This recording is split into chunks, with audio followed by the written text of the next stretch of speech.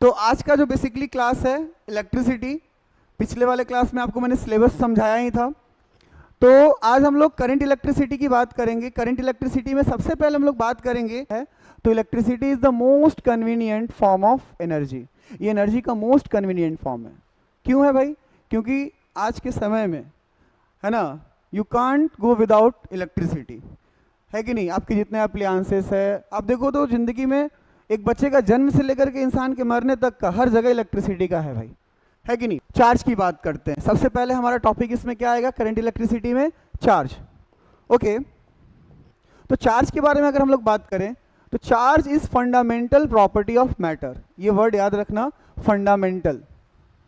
Charge is what? Charge is fundamental property of matter which gives rise to electric forces between various objects, okay, and it is represented by Q. Simply charge है क्या, इसको simply समझते हैं। Charge is fundamental property of matter. ये fundamental word कहाँ से आया? Fundamental मतलब जहाँ से वो बना।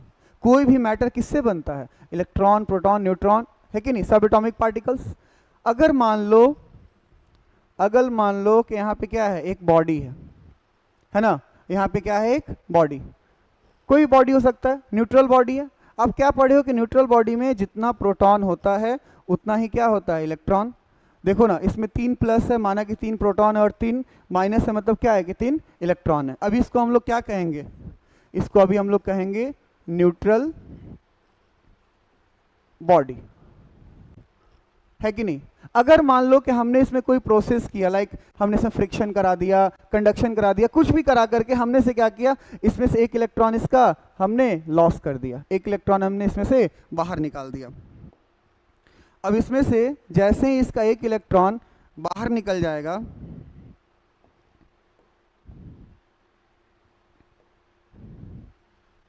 जैसे इसका एक इलेक्ट्रॉन बाहर निकल जाएगा, अब देखो ना, इसके पास क्या है, 2 इलेक्ट्रॉन है, लेकिन प्रोटॉन कितना है, 3, यानी 1 प्लस क्या है, ज़्यादा। तो अब इसको न्यूट्रल बॉडी ना कहकर हम लोग इसको क्या कहेंगे, चार्ज्ड बॉडी। ठीक है, तो कहा जाए, कोई आपसे कहे चार्ज, तो आप समझ जाना किसी बॉडी में इलेक्ट्रॉन का ज़्यादा होना या किसी बॉडी में इलेक्ट्रॉन का कम होना। देखो, इसने इलेक्ट्रॉन लॉस किया तो भी ये क्या हो जाएगा, चार्ज्ड। अगर मान लो कि इसके बाजू में एक बॉडी है, इसने इससे इलेक्ट्रॉन गेन कर लिया, मान लो कि इसके पास 2 प्लस था और 2 माइनस था, अब ये न्यूट्रल है। अगर इसने इससे इलेक्ट्रॉन को गेन कर लिया तो अब ये भी क्या कहलाएगा, चार्ज बॉडी। तो charge is what? Charge is fundamental property of matter. भाई साहब, ये प्रॉपर्टी आई कैसे? ये प्रॉपर्टी आई इलेक्ट्रॉन के लॉस और गेन करने से। अगर बॉडी इलेक्ट्रॉन लॉस करता है तो भी उस पर चार्ज, अगर बॉडी इलेक्ट्रॉन गेन करता है तो भी उस पर चार्ज। तो चार्ज इज बेसिकली व्हाट, है ना, इलेक्ट्रॉन का लॉस होना किसी बॉडी से या इलेक्ट्रॉन का गेन हो जाना। ओके, अगर हम लोग आगे बढ़ते हैं, अगर हम लोग आगे बात करें,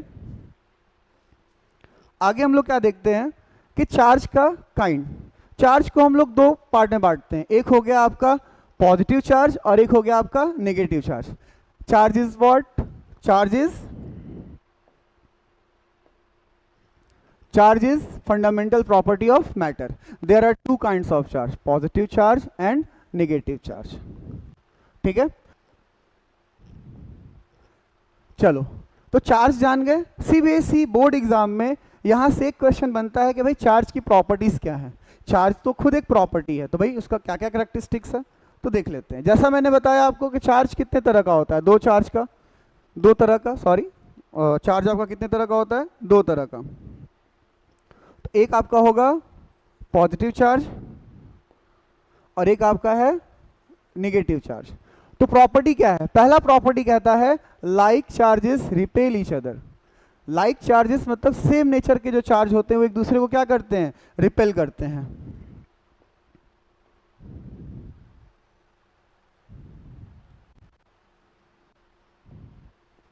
चलो, like charge repel each other and unlike charge attract each other. क्या रहा है पहला प्रॉपर्टी कि like charge repel each other. अगर मान लो कि 2 पॉजिटिव चार्ज है, यहां भी पॉजिटिव है और यहां भी पॉजिटिव है, अगर दोनों सेम नेचर का होगा, ये दोनों एक दूसरे को क्या करेंगे, रिपेल करेंगे। इनके बीच में क्या होगा, रिपल्सन, एक दूसरे को क्या करेंगे, दूर भगाएंगे। अगर मान लो कि दोनों तुम्हारे कौन से चार्ज हैं, निगेटिव चार्ज है, ये भी निगेटिव और ये भी निगेटिव, तो इनके बीच में क्या होगा, रिपल्सन। ओके।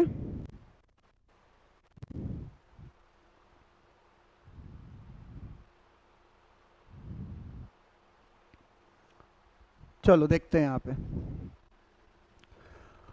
तो पहला प्रॉपर्टी है like charge repel each other. मतलब देखो, दोनों पॉजिटिव में रिपल्सन होगा, दोनों निगेटिव में भी क्या होगा, रिपल्सन होगा, क्योंकि लाइक चार्ज क्या करते हैं, रिपेल करते हैं। लाइक मतलब एक जैसे, but unlike charge attract each other. Unlike charge attract each other कहने का मतलब कि अगर एक निगेटिव चार्ज है और एक क्या है आपका पॉजिटिव चार्ज, तो इन दोनों के बीच में क्या होगा, अट्रैक्शन। बात समझ में आ रही है? चलो दूसरी प्रॉपर्टी की बात करते हैं। दूसरा प्रॉपर्टी क्या है, charge is scalar quantity. Word याद रखना है, scalar quantity. Those quantity which has only magnitude. जिस क्वांटिटी के पास केवल मैग्नीट्यूड होता है उसको हम लोग स्केलर क्वांटिटी कहते हैं। दो तरह की क्वांटिटीज होती हैं, एक होता है आपका वेक्टर क्वांटिटी और एक आपका होता है स्केलर क्वांटिटी। ठीक है, तो जिस क्वांटिटी के पास केवल मैग्नीट्यूड होता है,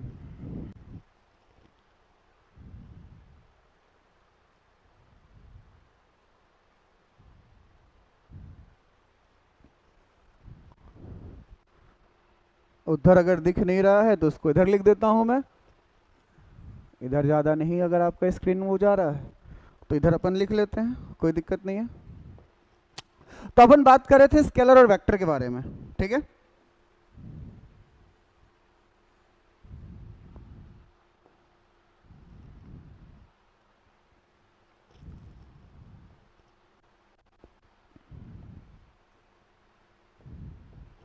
चलो दो तरह की क्वांटिटी होती है, एक होता है आपका स्केलर क्वांटिटी और एक आपका होता है वेक्टर क्वांटिटी। ठीक है, मैंने कहा कि charge is what, charge is scalar quantity. तो those quantity which has magnitude only called scalar quantity and those quantity which has magnitude as well as direction called vector quantity. तो देखो charge क्या है, स्केलर क्वांटिटी, क्योंकि इसके पास केवल क्या है, मैग्नीट्यूड। देखो क्या होता है स्केलर और वेक्टर, एग्जांपल से बताते हैं। जैसे मान लो कि मैंने कहा एक लड़के को कि भाई 2 मीटर तू ईस्ट जा, और एक को मैंने कहा कि तू 2 मीटर जा। एक लड़का है, मान लो कि कोई एक लड़का है, उसको मैंने कहा कि भाई तू उठ और 2 मीटर जा। वो उठा और 2 मीटर चला गया। कहाँ गया पता नहीं, कहीं भी जा सकता है, वहीं पे भी घूम जाए, आगे निकल जाए, आगे से जाके मुड़ जाए, ये 2 मीटर गया। इसके पास केवल क्या है, मैग्नीट्यूड, तो इसको कहेंगे स्केलर। लेकिन मैंने एक बंदे को कहा कि you have to move 2 metre towards east, मतलब उस लड़के को मैंने कहा कि भाई तुम्हें 2 मीटर किधर जाना है, ईस्ट जाना है। तो कुछ भी रहे वो बंदा हमेशा किधर जाएगा, सीधा एक स्ट्रेट पाथ में। दैट मीन्स इसके पास एक स्पेसिफिक डायरेक्शन है। तो याद रखना, चार्ज के पास कोई स्पेसिफिक डायरेक्शन नहीं होता है, दैट्स वाई चार्ज क्या है, scalar quantity. Okay, not a vector quantity. चलो अगली प्रॉपर्टी की बात करते हैं। अगला प्रॉपर्टी जो है हमारा कह रहा है कि charge is conserve and charge can neither be created nor be destroy. ये तो सिंपल है, जैसे आप लोगों ने law of conservation of energy पढ़ा है वैसे ही चार्ज के बारे में भी डिस्कशन हो रहा है।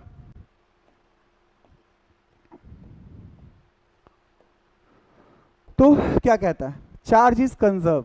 चार्ज क्या है, कंजर्व है। तो charge can neither be created nor be destroy.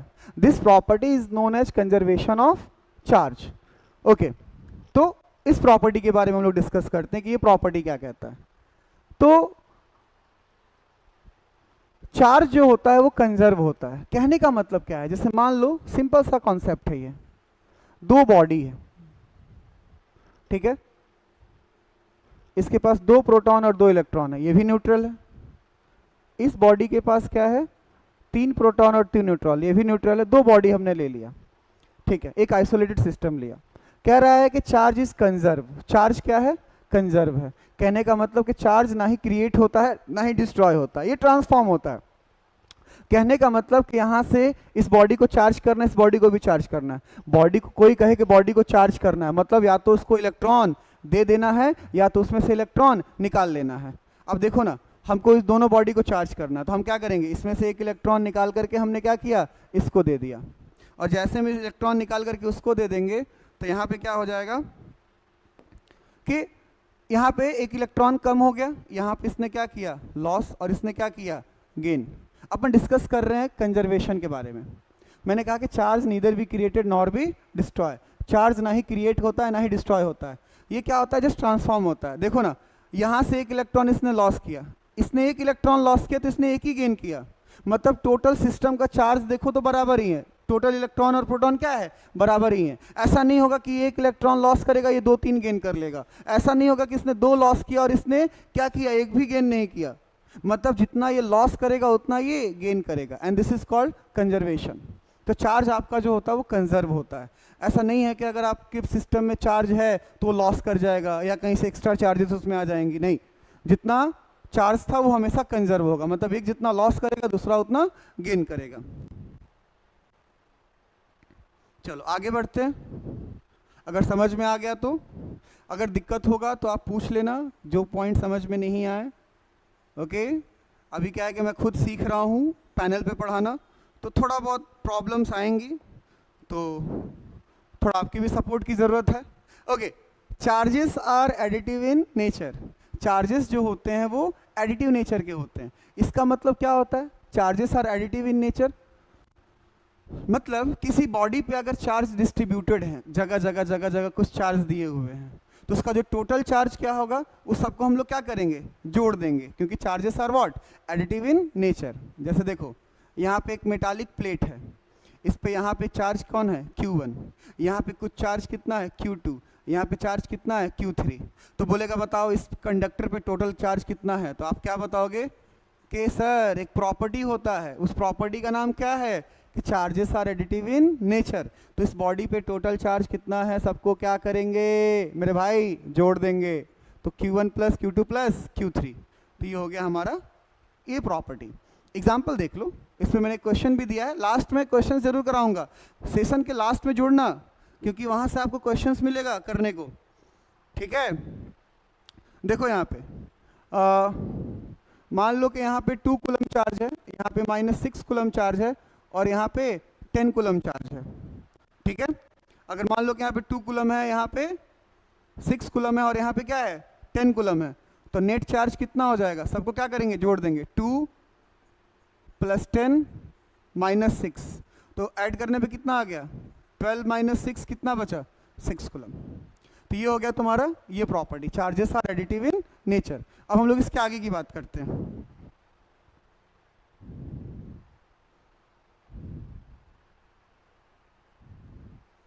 चलो, हालांकि पढ़ा चुका हूँ इसलिए आज थोड़ा सा तुम लोग को मज़ा कम आएगा, बट अगला जो लेक्चर होगा उसमें आगे का पढ़ेंगे, बट इसको रिपीट करना ज़रूरी था। ओके, नेक्स्ट प्रॉपर्टी की अगर हम लोग बात करें, नेक्स्ट प्रॉपर्टी क्या है, charge can transfer from one body to another body. हम लोग चार्ज को एक बॉडी से दूसरे बॉडी में ट्रांसफर कर सकते हैं। ओके, चलो आगे की बात करते हैं। Charge can transfer from one body to another body, तो ये नाम इसी से पता चल रहा है तुम्हें कि एक बॉडी से दूसरे बॉडी में क्या चार्ज को ट्रांसफर किया जा सकता है। 6th property, charge is invariant, charge जो होता है वो इनवेरिएंट होता है, it does not depends on the velocity of charge particle.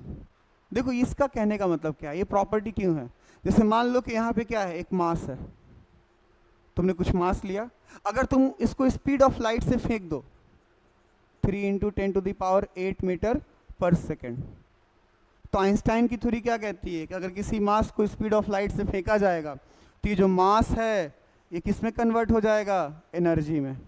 पूरा का पूरा मास किस में कन्वर्ट हो जाएगा, एनर्जी में, क्योंकि मास भी देख रहे हो कंजर्व नहीं है। हम लोग पढ़ते हैं कि मास कंजर्व है केमिस्ट्री में, बट मास भी कंजर्व नहीं है। अगर मास में स्पीड ऑफ लाइट दे दिया जाए तो इसमें किस में कन्वर्ट हो जाता है, एनर्जी में। लेकिन अगर आप किसी बॉडी पे 2 कूलम चार्ज है, अगर आप उसमें स्पीड ऑफ लाइट भी दे दोगे तो चार्ज 2 कूलम का 2 कूलम ही रहेगा। चार्ज किसी मीडियम पे डिपेंड नहीं करता है, ना ही पार्टिकल के वेलोसिटी पे डिपेंड करता है, चार्ज उतना का उतना ही रहेगा। तो ये हो गया तुम्हारा चार्ज इज इनवेरिएंट। इसका मतलब क्या होता है, it does not depend on the velocity of the charge particle. यहाँ तक क्लियर हुआ?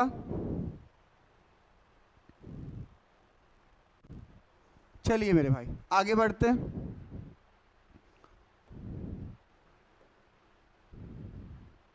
बस बहुत जल्दी न्यूमेरिकल्स वाला भी सीन देख लेंगे। ओके, देखो यहाँ पे कह रहा है, ये वाला मैं तुमको सिंपल समझाता हूँ। ये जो प्रॉपर्टी है, प्रॉपर्टी नंबर 7, 8, 9 तीनों लिंक्ड है।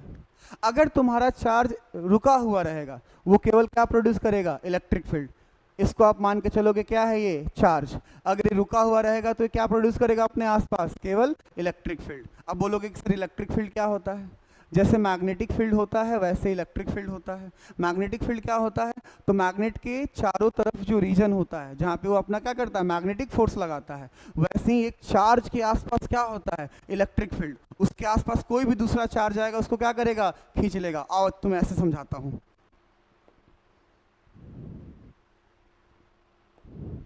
अपन बात कर रहे हैं इलेक्ट्रिक फील्ड के बारे में, ठीक है, कि इलेक्ट्रिक फील्ड क्या होता है। जैसे मान लो कि तुम किसी गली में रहते हो, वहां पे एक कुत्ता रहता है, ठीक है, और कुत्ता जो है क्या है? बंधा हुआ है। अभी कुत्ता कैसे बनाए? चलो ऐसे बना के देखते हैं। ऐसे बचपन में अपन बनाते थे ना, ये वाला कुत्ता, ऐसे ऐसे करके एक कुत्ता है, ये ऐसे मान लो कि क्या है? बंधा हुआ है। अब ये कुत्ता बंधा हुआ रहेगा तो ये जो कुत्ता बंधा हुआ है ये कितने दूर का एरिया कवर कर सकता है? इतने दूर का। अगर मान लो कि कोई बंदा यहाँ पे खड़ा है, इसको कुत्ता नहीं काटेगा। यहाँ पे खड़ा रहेगा, इसको कुत्ता नहीं काटेगा। लेकिन जैसे ही ये बंदा अगर यहाँ पे आ जाएगा, ये कुत्ता इसको काट लेगा। रीजन? क्योंकि अभी कहाँ है? इस कुत्ते के इलाका में। You can say that this is dogs field. ये क्या है? इस कुत्ते का इलाका। अगर आप इसके एरिया में रहोगे, इसके फील्ड में रहोगे, तो कुत्ता अपना इफेक्ट दिखाएगा। कुत्ते का इफेक्ट क्या है भाई? काटना। उसी तरह अगर मान लो कि यहाँ पे चार्ज है, इस चार्ज के आसपास एक एरिया होता है जिसको हम लोग क्या कहते हैं? Electric field. इसमें तुम आओगे तो कोई फर्क नहीं पड़ेगा, लेकिन अगर कोई दूसरा चार्ज पार्टिकल यहाँ रहेगा तो कोई दिक्कत नहीं। लेकिन जैसे इसके फील्ड में आएगा, वो उसको या तो अट्रैक्ट कर लेगा या तो उसको रिपेल कर लेगा। अपन क्या चीज़ के बारे में बात कर रहे हैं? इस प्रॉपर्टी के बारे में। प्रॉपर्टी नंबर कौन सी? हम लोग प्रॉपर्टी नंबर कौन सी प्रॉपर्टी की बात कर रहे हैं? इस प्रॉपर्टी की। इस प्रॉपर्टी में हम लोग क्या देख रहे हैं? अ charge particle at rest produces electric field. अगर मान लो कहीं पे चार्ज है, अगर वो रेस्ट में है, चार्ज मतलब रुका हुआ है, तो अपने आसपास ये क्या करेगा? इलेक्ट्रिक फील्ड पैदा करेगा। इलेक्ट्रिक फील्ड में क्या होता है? वो इलेक्ट्रिक फोर्स लगाता है, दूसरे चार्ज को या तो अट्रैक्ट करता है या तो रिपेल करता है। दूसरा लाइन आप क्या देख रहे हो यहाँ पे? अगर तुम्हारा चार्ज क्या है? मूव कर रहा है। A charge particle with unaccelerated motion produces both electric field and magnetic field but does not radiate energy. उसके बाद कह रहा है कि but an accelerated charge particle not only produces electric and magnetic field but also radiate energy in the form of electromagnetic wave।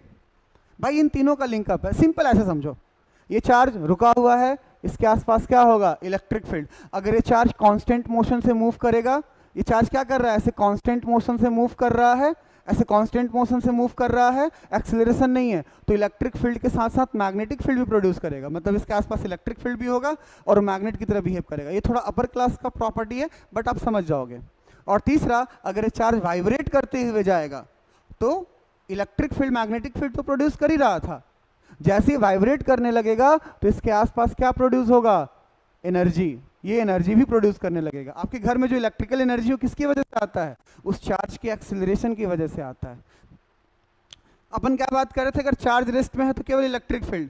यही charge अगर constant velocity से move कर रहा है, एक्सेलरेट नहीं हो रहा, एक्सेलरेशन जीरो है, तो ये क्या प्रोड्यूस करेगा? Electric field plus magnetic field दोनों प्रोड्यूस करेगा।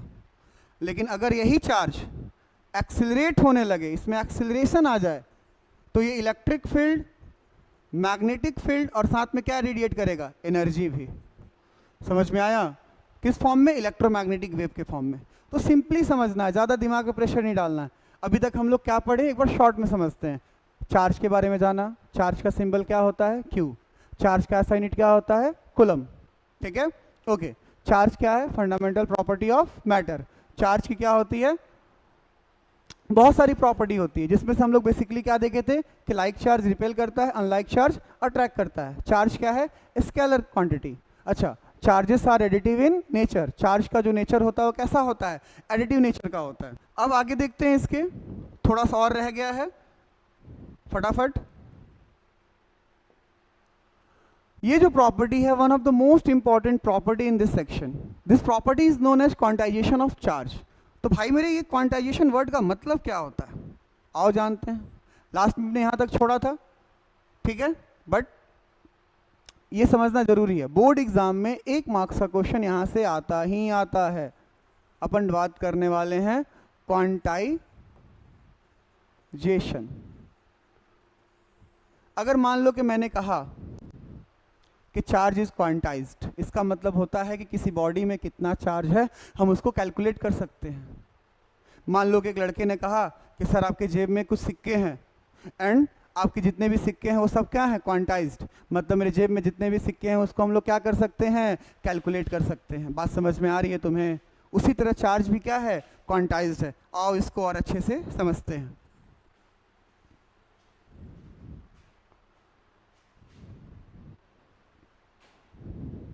ओके, तो हम लोग यहाँ पे अगर बात करें कि charge is quantized and this property is called quantization of charge, तो ये है क्या? तो कहता है कि the total charge on a body, किसी बॉडी पे जो टोटल चार्ज होता है वो इंटीग्रल मल्टीपल होता है basic unit of charge, that is charge on 1 electron. देखो कितना बाहियात लिखा हुआ है, ये ऐसे पढ़ करके तो समझ में नहीं आने वाला।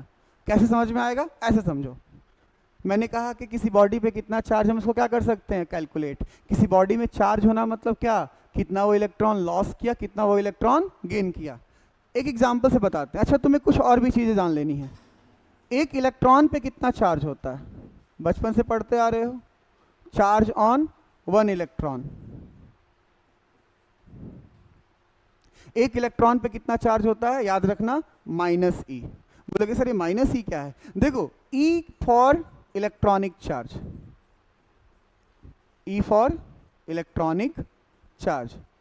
मेरे भाई, इलेक्ट्रॉनिक चार्ज का मतलब एक इलेक्ट्रॉन या एक प्रोटॉन पे के चार्ज को हम लोग क्या कहते हैं, इलेक्ट्रॉनिक चार्ज। बात समझना, यहाँ पे हम लोग वी आर टॉकिंग अबाउट सब एटॉमिक पार्टिकल्स। अगर कहीं E लिखा है तो तुम समझ जाना कि इस पे चार्ज कितना है, 1.6 इंटू 10⁻⁻19 कूलम। याद रखना, E इक्वल्स टू क्या हो जाएगा, 1.6 इंटू 10⁻⁻19 कूलम। अच्छा, अब वही मैं कहूँ कि एक इलेक्ट्रॉन पे का चार्ज तो कितना हो जाएगा, -e। -e कहने का मतलब -1.6 इंटू 10⁻⁻19 कूलम। ठीक, चार्ज ऑन प्रोटॉन क्या हो जाएगा, एक प्रोटॉन पे कितना चार्ज हो जाएगा, तो हम क्या लिखेंगे, +e। +e का मतलब क्या हो जाएगा, +1.6 into 10⁻⁻19 coulomb. Did you get that? देखो भाई समझना, एक इलेक्ट्रॉन पे कितना चार्ज होता है, -1.6 इंटू 10⁻⁻19 कूलम। इसको आप ऐसे भी लिख सकते हो, इसको आप ऐसे भी लिख सकते हो। एक प्रोटॉन पे कितना चार्ज होता है, +e, आप इसको +1.6 इंटू 10⁻⁻19 कूलम भी लिख सकते हो। दोनों चीजें क्या हैं, क्लियर है ना? क्वेश्चन है, इसको करा देते हैं, आज खत्म ही कर देते हैं कल। अच्छा ठीक है, ओके। तो देख लो, समय ज़्यादा हो रहा है, इसको करा के छोड़ देते हैं, क्वेश्चंस अगले क्लास में करा देंगे। अगर मान लो कि एक बॉडी है, चलो क्वांटाइजेशन समझते हैं। क्वांटाइजेशन का मतलब सिंपली कहना, किसी बॉडी पे कितना चार्ज है उसको कैलकुलेट कर देना ही क्या है, क्वांटाइजेशन है।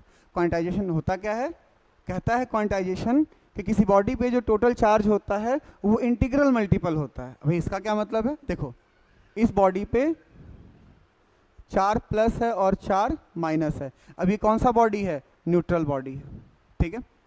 अच्छा, इसके बाजू में एक और बॉडी है, इस पे 2 प्लस चार्ज है और 2 माइनस चार्ज है। तो देख लेते हैं, अगर मान लो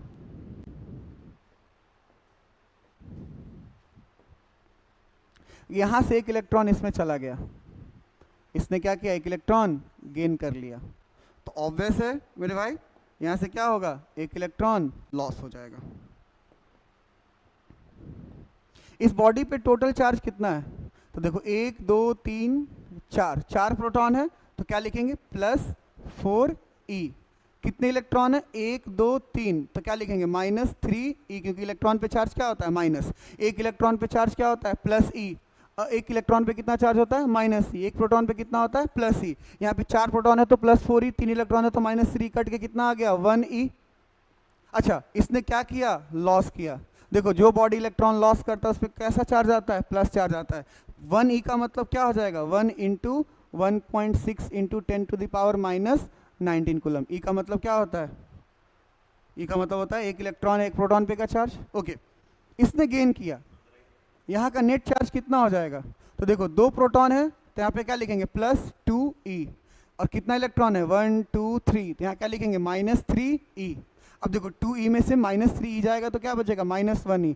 जो बॉडी इलेक्ट्रॉन गेन करता है देखो उस पर निगेटिव चार्ज आ गया ना, कितना हो जाएगा -1 × 1.6 × 10⁻⁻19 कूलम। तो बात समझ में आ गई, एक बॉडी जो बॉडी इलेक्ट्रॉन लॉस करता है उस पर पॉजिटिव चार्ज, जो गेन करता है उस पर निगेटिव चार्ज। अब क्वांटाइजेशन समझो, यहाँ से इसने एक लॉस किया तो कितना आया 1e। अगर मान लो कि अगर ये 2 इलेक्ट्रॉन लॉस करता यहाँ, तब यहाँ पे क्या हो जाएगा, देखो टोटल कितना इलेक्ट्रॉन लॉस हो गया यहाँ से 2, तो इसने 2 लॉस कर दिया तो देखो कितने प्रोटॉन बचा 1 2 3 4, तो यहाँ पे क्या लिखेंगे +4e। और कितने इलेक्ट्रॉन है 1, तो यहाँ पे क्या लिखेंगे -e, कितना आ गया +3e। यानी पहले 1 लॉस किया था फिर 2 लॉस किया, इसने 3 इलेक्ट्रॉन लॉस किया तो यहाँ आया +3, और तो इसने गेन भी तो किया होगा 3, तो टोटल 3 इलेक्ट्रॉन गेन किया। अब यहाँ का टोटल चार्ज निकाल के देखते हैं तो कितना आ गया 1 2 +2e, कितने इलेक्ट्रॉन होगा 1 2 3 4 5, तो -5e, कितना आ गया -3। आप क्या देख रहे हो, जितना ये लॉस किया उतना वो गेन किया, जितना लॉस करने पे इस पे चार्ज आएगा उतना गेन करने पे चार्ज आएगा। यहाँ लॉस करने पे कितना हुआ +3, यहाँ गेन करने पे कितना आ जाएगा -3। सोचो अगर 2 इलेक्ट्रॉन लॉस किया तो 2e आया, 3 इलेक्ट्रॉन लॉस किया तो 3e आया, अगर ये n इलेक्ट्रॉन लॉस करेगा तो चार्ज कितना हो जाएगा +ne, अगर ये n इलेक्ट्रॉन गेन करेगा तो कितना हो जाएगा -ne। तो टोटल कितना चार्ज हो जाएगा मेरे भाई +-ne। अगर लॉस करेगा तो +e फॉर्मूला लगाएंगे, अगर गेन करेगा तो -ne फॉर्मूला लगाएंगे। तो यहाँ तक समझ में आ गया आप लोगों को। तो ये बचा हुआ जो क्वेश्चन है हम लोग नेक्स्ट क्लास में करेंगे, ठीक है। मिलते हैं आप लोगों से फिर, ओके।